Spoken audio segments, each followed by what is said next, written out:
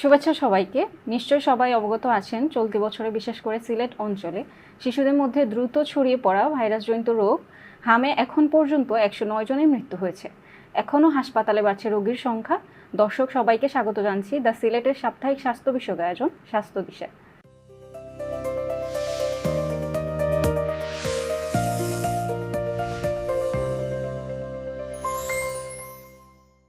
আজকের বিষয় শিশুদের হাম ও আমাদের করণীয়, সংকট ও সমাধান। এ বিষয়ে কথা বলার জন্য আজকে অতিথি হিসেবে আমাদের স্টুডিওতে উপস্থিত আছেন ডাক্তার মোহাম্মদ মিজানুর রহমান, আবাসিক মেডিকেল অফিসার, শহীদ শামসুদ্দিন আহমদ হাসপাতাল, সিলেট। আমাদের আয়োজনে আপনাকে স্বাগত জানাচ্ছি। ধন্যবাদ আপনাকে। আচ্ছা, হাম হলে আসলে প্রথমে কোন লক্ষণগুলো প্রকাশ পায় বা একজন গার্জিয়ান বাচ্চার সে কিভাবে বুঝবে যে বাচ্চার হাম হয়েছে? ধন্যবাদ সুন্দর প্রশ্ন করার জন্য। আমি একটু ভূমিকা নেই এখানে। আমরা জানি প্রতি 5 বছর পর পর সারা বিশ্বেই হামের একটা মহামারী বা হামের প্রাদুর্ভাব দেখা দেয়। বাংলাদেশের ব্যতিক্রম নয়। 2019 সালেও বাংলাদেশে হামের প্রাদুর্ভাব দেখা দিয়েছিল। আবার 2026 সনে মার্চ মাস থেকে আমরা দেখতে পাচ্ছি বাংলাদেশে হামের প্রাদুর্ভাব দেখা দিয়েছে। আমরা অভিভাবকদের প্রতি অনুরোধ করব, সাধারণত হাম হলে বাচ্চাদের জ্বর, সর্দি, কাশি, চোখ লাল হওয়া, মুখে ঘা হওয়া, বাচ্চা যদি একটু বড় হয় 5-6 বছর থেকে, তাহলে বাচ্চাদের সাধারণত পাতলা পায়খানা বা ডায়রিয়া হয়ে থাকে। আমরা অভিভাবকদেরকে অনুরোধ করব, কোনো বাচ্চার যদি এরকম কোনো উপসর্গ দেখা দেয় বা শরীরে যদি লালচে দানা বা র্যাশ দেখা দেয়, সাথে সাথে যেন নিকটস্থ চিকিৎসকের শরণাপন্ন হন এবং বাচ্চাকে হাসপাতালে নিয়ে আসে। আচ্ছা, ১০৯ জন শিশুদের মারা গেল।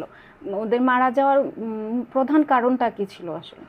আমরা বলবো মারা যাওয়ার প্রধান কারণ এখনো আমরা দেখতে পাচ্ছি যেসব বাচ্চারা আমাদের হাসপাতালে ভর্তি হচ্ছেন বা যেসব বাচ্চারা মারা যাচ্ছেন, তারা আসলে হামের যে টিকা, সেই টিকাটি আসলে পায়নি। তারা দুঃখজনকভাবে হলেও সত্যি তারা টিকাটি পায়নি। আর কিছু বাচ্চা আছে যাদের বয়স আসলে 9 মাস বা 6 মাসের কম, তাদের আসলে টিকা দেওয়ার বয়সই হয়নি। সেরকমও বেশ কয়েকজন বাচ্চা মারা গিয়েছেন। এজন্য আমরা অভিভাবকদের কাছে অনুরোধ করব, সারা দেশে কিন্তু রুটিন ইপিআই টিকাদান কেন্দ্রের মাধ্যমে হামের টিকা প্রদান করা হচ্ছে। আপনারা নিকটস্থ টিকাদান কেন্দ্রে গিয়ে বাচ্চার বয়স যদি 6 মাস হয়ে থাকে, তাহলে আপনারা হামের টিকাটি প্রদান করবেন। আপনি তো হাম ডেডিকেটেড হাসপাতালে রয়েছেন, তো আপনি কোন ধরনের প্রতিবন্ধকতা বা চ্যালেঞ্জের সম্মুখীন হন? চ্যালেঞ্জ আসলে নানাবিধ চ্যালেঞ্জ আছে। আমাদের অনেক সীমাবদ্ধতার মধ্য দিয়ে কাজ করতে হয়। অনেক সময় রোগী সংখ্যা বেড়ে গেলে দেখা যায় যে তারা বিছানায় না থেকে ফ্লোরে থাকে বা এক বিছানায় 2-3 জন করে রাখতে হয়, সেটি একটি চ্যালেঞ্জ। আর অভিভাবকদের অসচেতনতা, এটা হলো প্রধান চ্যালেঞ্জ।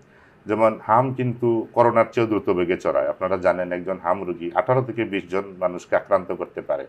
অভিভাবকদেরকে আমরা অনুরোধ করি যে মাস্ক পরিধান করতে হবে। বাচ্চারা যদি বাসায় থাকে যেন আলাদা সুরক্ষিত রাখা হয়, যেটাকে আমরা আইসোলেশন বলি, এবং বাচ্চাকে নিয়মিত পরিষ্কার পরিচ্ছন্ন রাখা, পুষ্টিকর খাবার খাওয়ানো, এগুলো আমাদের অভিভাবকদের প্রতি অনুরোধ থাকবে। এই কারণে আসলে সিলেটে যে হামের প্রকোপটি কমছে না, এটিও একটি প্রধান কারণ আমাদের অসচেতনতা। টিকাদান কেন্দ্রে এবং বাচ্চাকে আলাদা রাখা বা আইসোলেশনে রাখা বা স্বাস্থ্যবিধি অনুসরণ করা, যেটি নিয়মিত পরিচ্ছন্ন থাকা, বাচ্চাকে আলাদা করে রাখা অন্যান্য বাচ্চাদের কাছ থেকে। আমরা এখন দেখতে পাচ্ছি একজন বাচ্চা আমাদের হাসপাতালে ভর্তি হয়েছিলেন, উনি সুস্থ হয়ে বাড়ি ফিরে গিয়েছেন। সপ্তাহ 10 দিন পরে দেখা যাচ্ছে ওই ফ্যামিলির আরও 2-3 জন বাচ্চা বা মা বাবাও হামের উপসর্গ নিয়ে আমাদের হাসপাতালে এসে ভর্তি হচ্ছে।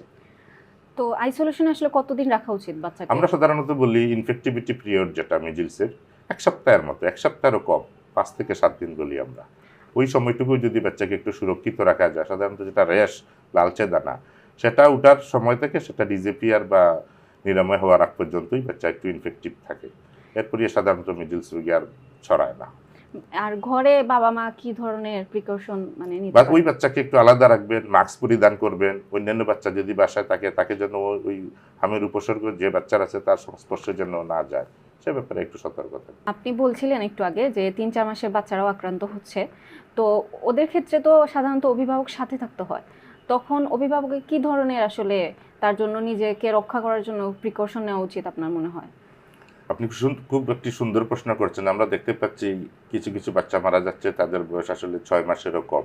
3-4 মাসের বয়সে যদি কোনো বাচ্চা আক্রান্ত হয়ে থাকে, তাহলে আমরা বলবো বাচ্চাকে যেন অবশ্যই শুধুমাত্র বুকের দুধ খাওয়ান মা, এবং মা যেন মাস্ক পরিধান করেন। যতটুকু সম্ভব বাচ্চাকে যেন মায়ের কাছেই রাখেন, অন্যান্য বাচ্চাদের কাছ থেকে একটু দূরে রাখবেন, এবং যথাসম্ভব দর্শনার্থী বা আত্মীয় স্বজনের যেন বাচ্চার কাছে ভিড় করতে না পারে, সেদিকে একটু সচেষ্ট থাকবে। বিভিন্ন নিউজ পেপারে উঠে আসছে যে বড়রাও আক্রান্ত হচ্ছেন, ওইটাকে আপনারা কিভাবে দেখছেন আসলে?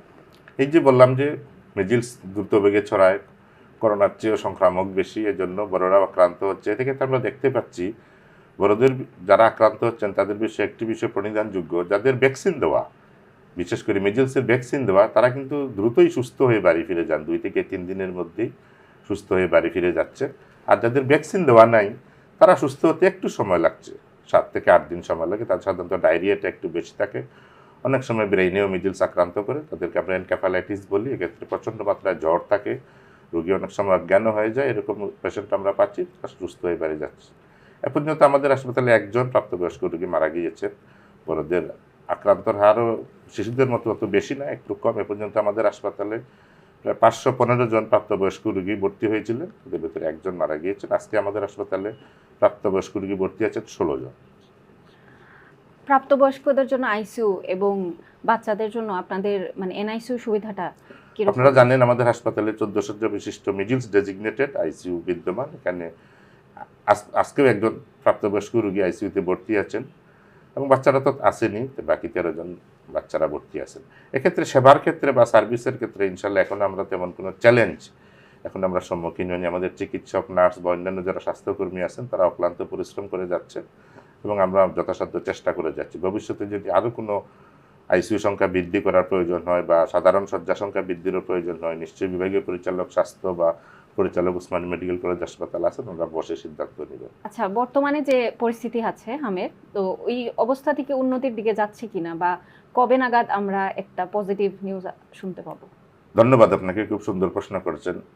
সাধারণত বাচ্চাদেরকে যে টিকা দেওয়া হয়, আমরা সাধারণত দেখছি অন্যান্য রোগের যে টিকা, সেটার ক্ষেত্রে সাধারণত 90% বাচ্চাকে যদি আমরা টিকা দিয়ে দিতে পারি তাহলে একটা হার্ড ইমিউনিটি ডেভেলপ করে, অন্যান্য বাচ্চারা সুরক্ষা পায়। মিজিলসের ক্ষেত্রে সেটি কিন্তু 95%, অর্থাৎ একটু বেশি, বেশ চ্যালেঞ্জিং। আমাদের সিভিল সার্জন মহোদয় বা বিভাগীয় পরিচালক স্বাস্থ্য, ওনারাও দেখতেছি যে ভ্যাকসিন হামের যে টিকাদান ক্যাম্পেইন যেটি চলমান আছে সেটিকে জোরদার করার জন্য বাড়ি বাড়ি গিয়েও ক্যাম্পেইন করতেছেন, যাতে কোনো শিশু বাদ পড়ে না যায়। এই উদ্যোগটি আমরা আশা করি যেহেতু চলমান, আমরা আশা করছি হামের যে এখন যে প্রকোপ আছে সেটি কমে আসার কথা। তবে আমাকে যদি বলেন হামের প্রকোপ কমেছে কিনা, আমরা বলবো এখন যেসব রুগীরা আসছে তাদের সিভিয়ারিটি কিন্তু আগের তুলনায় অনেক কম। যেমন আগে আপনারা দেখেছেন প্রতিদিনই বাচ্চারা মারা যেত, 3 জন 4 জন 5 জন, সিলেটের সর্বোচ্চ একদিনে 7 জন বাচ্চা মারা গিয়েছেন। এখন কিন্তু মাঝে মধ্যে 3-4 দিন পর পর 1 জন 2 জন করে মারা যায়। সে প্রেক্ষিতে আমরা বলবো কিছুটা হলেও হামের প্রকোপ কমে এসেছে, এবং আর 2-1 সপ্তাহের ভিতরে ভ্যাকসিন কার্যক্রম যেহেতু চলমান এবং বেগবান করা হয়েছে, সিভিল সার্জন অফিস থেকে বেশ জোরে সোরে কার্যকর পদক্ষেপ নেওয়া হচ্ছে, সেটি শীঘ্রই কমে আসবে। যেহেতু গ্রামাঞ্চল থেকে আসে বেশিরভাগ বাচ্চারা, ওদের ওখানে কি ডায়াগনোসিস হতে সময় লেগে যায়, নাকি বাবা মাই বুঝে না? কোনটা আসলে মূল কারণ আপনার কাছে মনে হয়? আসলে বাচ্চা যখন অসুস্থ হয় সাধারণত র্যাশটা তো দেখা দেয় একটু পরে। আর আমাদের যেহেতু যোগাযোগ ব্যবস্থা বা সিলেটে একটু দুর্গম এরিয়াও আছে, বিশেষ করে সুনামগঞ্জের দিকে বা গোয়াইনঘাট, কোম্পানিগঞ্জ দিকে এলাকাগুলো একটু দুর্গম, মানুষ সহজে আসলে চিকিৎসকের শরণাপন্ন বা নিকটস্থ হাসপাতালে যেতে বেশ ব্যাগ পেতে হয়, এই জন্য আসলে কিছুটা সময় নিয়ে নেয়। এই জন্য আমরা বারবার অনুরোধ করছি, কোনো বাচ্চার যদি এরকম জ্বর, কাশি, চোখ লাল হওয়া, শরীরে র্যাশ দেখা দেওয়া লালচে দানার মতো, সাথে সাথে জন্য হাসপাতালে নিয়ে আসে। এখন মোটামুটি আমরা দেখতে পাচ্ছি অভিভাবকরা সচেতন হচ্ছেন ধীরে ধীরে। এখন অনুষ্ঠানে প্রায় শেষ পর্যায়ে চলে এসেছি, আমরা হাম নিয়ে বিস্তারিত আলোচনা করলাম। তো আপনার সাধারণ জনগণের প্রতি কোনো পরামর্শ আছে কিনা হাম নিয়ে? ধন্যবাদ। হাম একটি রোগ, ভাইরাসজনিত রোগ, মারাত্মক ছোঁয়াচে। এতে আতঙ্কিত না হয়ে, আমি ইতিপূর্বে বলেছি আমাদের হাসপাতালে 3050 জনের মতো রোগী ভর্তি হয়েছেন, মারা গিয়েছেন 35 জন, 2856 জন রোগী সুস্থ হয়ে বাড়ি ফিরে গিয়েছেন। যেন আতঙ্কিত না হয়ে, বাচ্চার যদি টিকাদানের বয়স হয়ে থাকে 6 মাস থেকে 5 বছর, নিকটস্থ টিকাদান কেন্দ্রে গিয়ে টিকা দিবেন। আর বাচ্চার যদি জ্বর, সর্দি, কাশি, শ্বাসকষ্ট, চোখ লাল হওয়া, মুখে ঘাড় মতো দেখা দেওয়া, এরকম যদি উপসর্গ দেখা দেয়, নিকটস্থ চিকিৎসকের শরণাপন্ন হওয়া, আছে মাস্ক পরিধান করা, একটু পরিষ্কার পরিচ্ছন্ন থাকার চেষ্টা করা, বাচ্চাকে অন্যান্য বাচ্চা থেকে একটু আলাদা করে রাখা, এগুলো অবশ্যই অভিভাবকদেরকে পালন করতে হবে। ধন্যবাদ আপনাকে, আপনার মূল্যবান সময় দিয়ে আমাদের সাথে থাকার জন্য। ধন্যবাদ আপনাদেরকেও এরকম একটি জনগুরুত্বপূর্ণ স্বাস্থ্যগত বিষয় নিয়ে আমাকে আমন্ত্রণ জানানোর জন্য। দর্শক, হাম একটি প্রতিরোধযোগ্য রোগ। সচেতনতা, সময়মতো টিকাদান এবং দ্রুত চিকিৎসাই পারে এ রোগের জটিলতা ও মৃত্যু ঝুঁকি কমাতে। তাই আপনার সন্তান ও পরিবারের স্বাস্থ্য সুরক্ষায় নিয়মিত স্বাস্থ্যবিধি মেনে চলুন। আজকের স্বাস্থ্য দিশা এখানেই শেষ করছি। সবাই ভালো থাকুন, সুস্থ থাকুন। আবারও দেখা হবে দ্য সিলেটের স্বাস্থ্য দিশার পরবর্তী পর্বে।